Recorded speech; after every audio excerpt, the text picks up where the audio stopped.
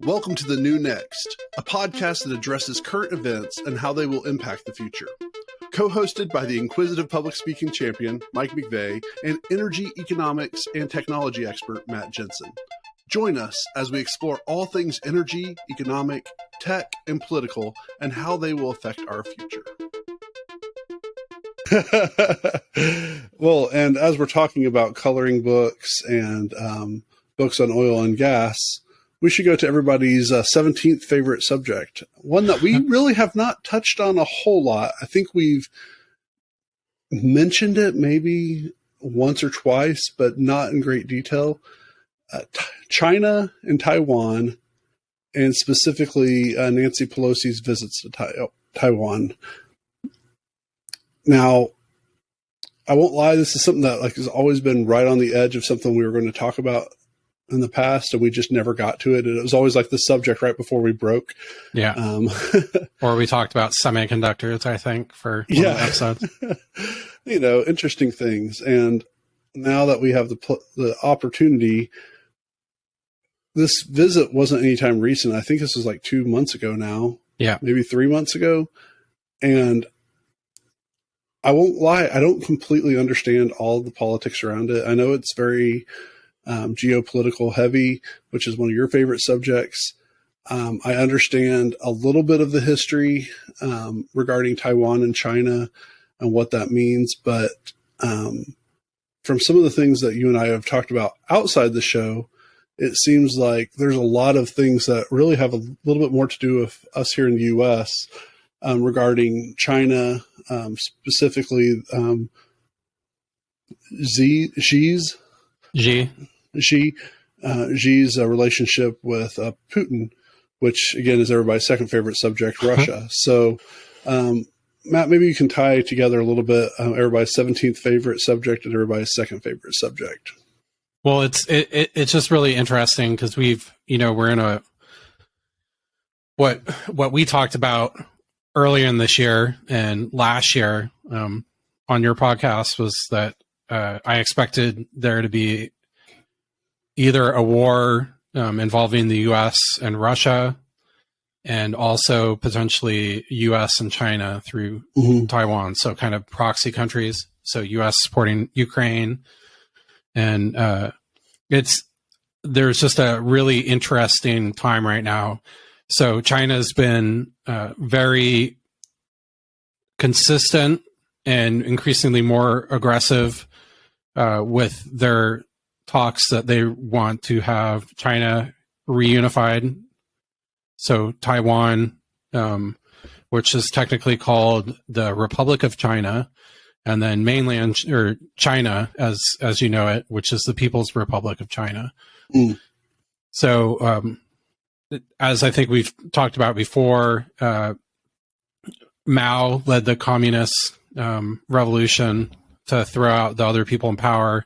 And they basically fled to Taiwan and set up a company or a country over there, which has eventually become a democracy.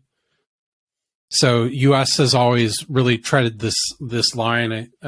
We were allies with the Taiwanese leaders for a while, and they were members of the UN, but at one point in the early 70s, I believe, the People's Republic of China basically swapped spaces with Taiwan and became the UN figurehead and kind of more involved in the political ecosystem of the world. So Taiwan is like a UN monitor. They're not basically a voting member.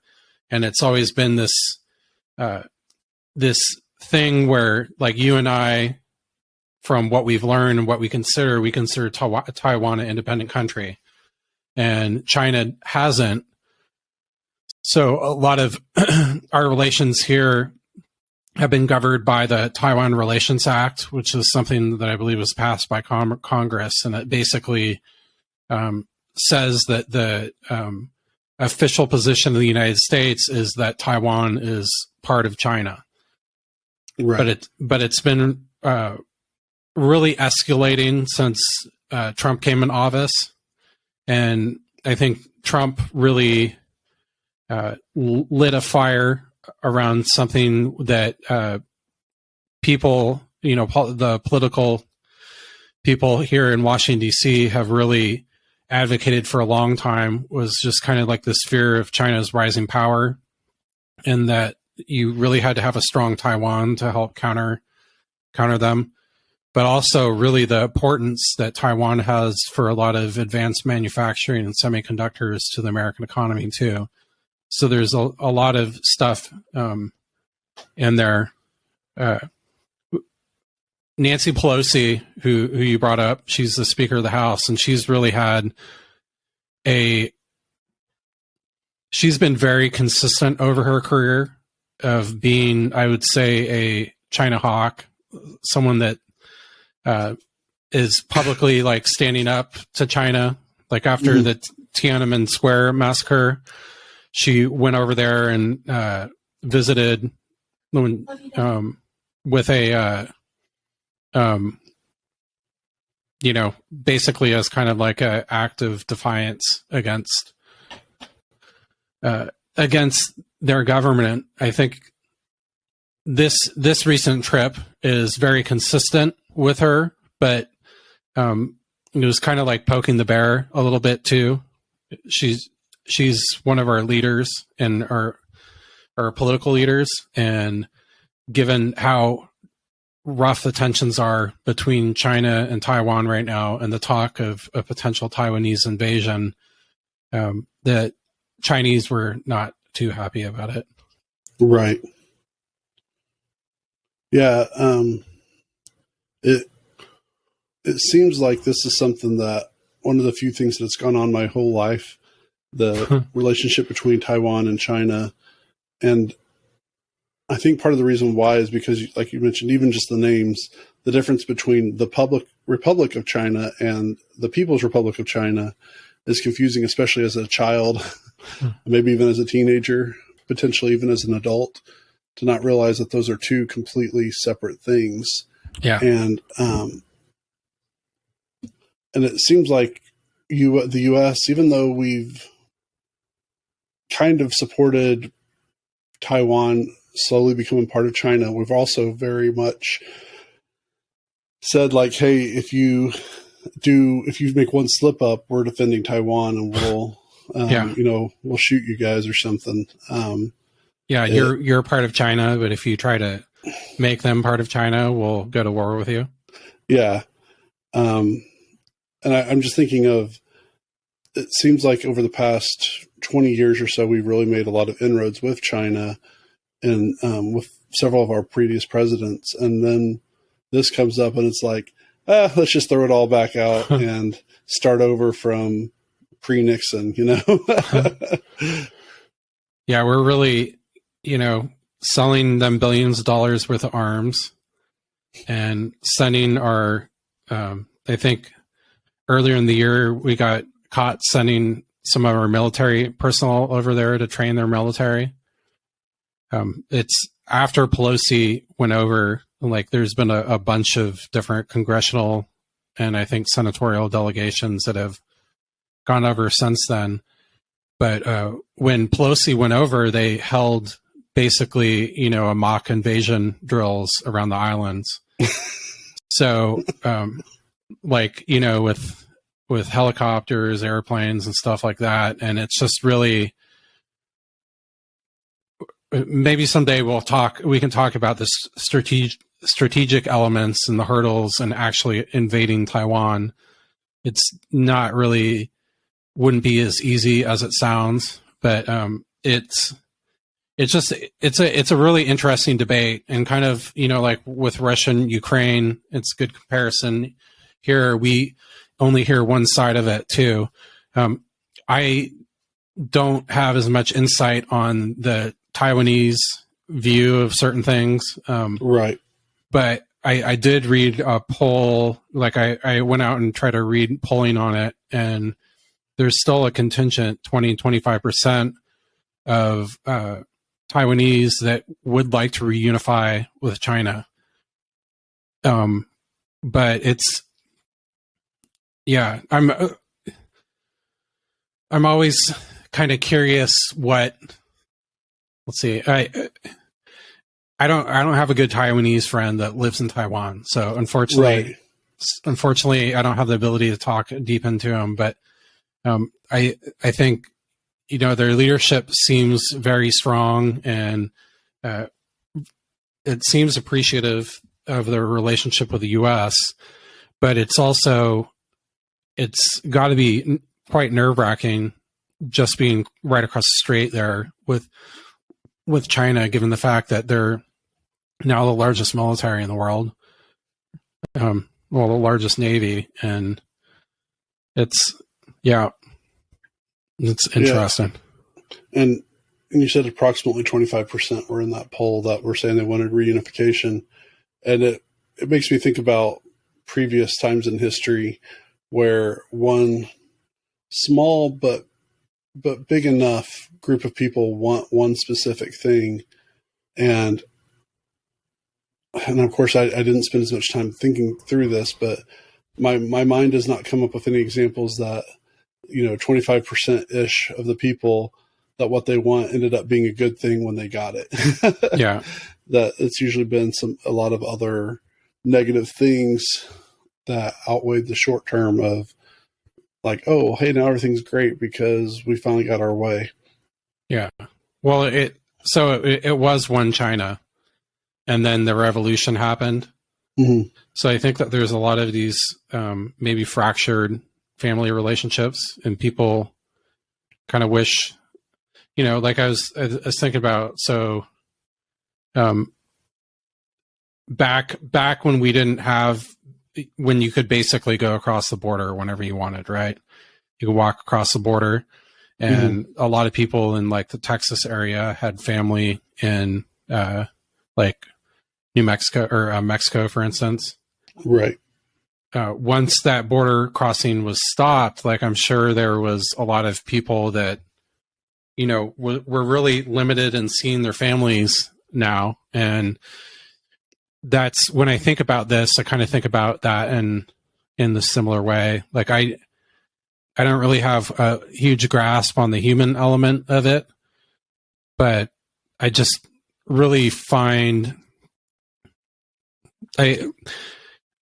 I really think that this is going to be something that's going to be really relevant in the next couple of years, if not earlier, because it's just, the language becomes much more aggressive, right? And one of the things I sent over was Taiwan saying that they can reach major Chinese cities with rockets, and that the Chinese will have to die on the shores to take over Taiwan.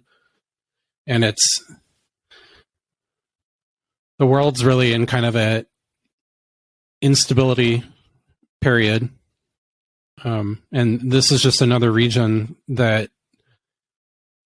is so pivotal to world trade, world commerce, that having a war in this area, Taiwan with the semiconductors and stuff, but also potentially disrupting the sea route with Australia and the amount of trade that they do in minerals and energy all over the world.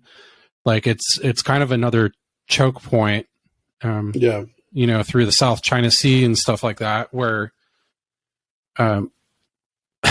we might just see more craziness like we've seen with Russia and Ukraine and all the chaos with global markets through that, besides, just the horrible bloodshed that you see with war breaking out. Yeah, that's the saddest part of all this is, and I'm not going to pretend like I know specifically enough about China and Taiwan, but it does seem like we're hitting a lot of the population of the world is hitting boiling points, their governments at least, of saying that it's going back to some times of like, we don't really care what you have to say. This is what we want.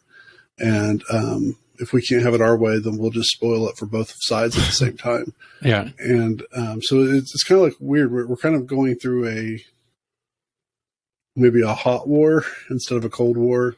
But it's no longer just two major groups. It's now like several different groups and pockets of groups. So it's pretty scary. I mean, especially depending on how long the Russian-Ukraine conflict continues. I can definitely see if this somehow gets sparked sooner than later, how that's going to start. We're going to start seeing multiple fronts. Yeah, totally. Like World War II. Yeah, I mean, which is crazy because of all the things we thought World War III would be about was over so many different other things. Not land wars. Yeah, and if it was, we'd expect it to have Germany to be involved specifically, because that's how we look at it. But I'm kind of curious to see what the ramifications of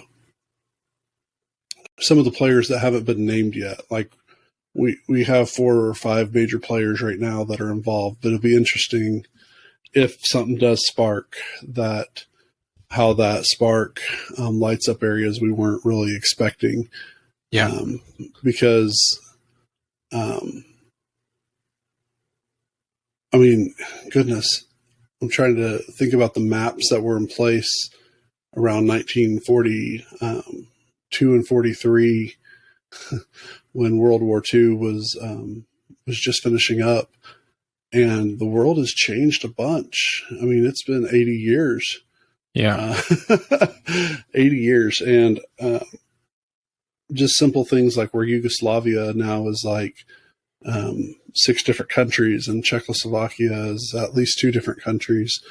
You've got the fact that Israel became a country in this time, and the constant infighting that's had. Like I see, and I don't know if the spark is going to happen with Taiwan, China, but I do agree with you that if something does happen, I think it's going to catch fire on a lot more areas than just the main areas that we're concentrating on. And it will be really interesting to see how sides are chosen, because you mentioned in a previous podcast that we were talking about Russia, that India has pretty much said like, hey, we need our fuel, we need our gas and stuff.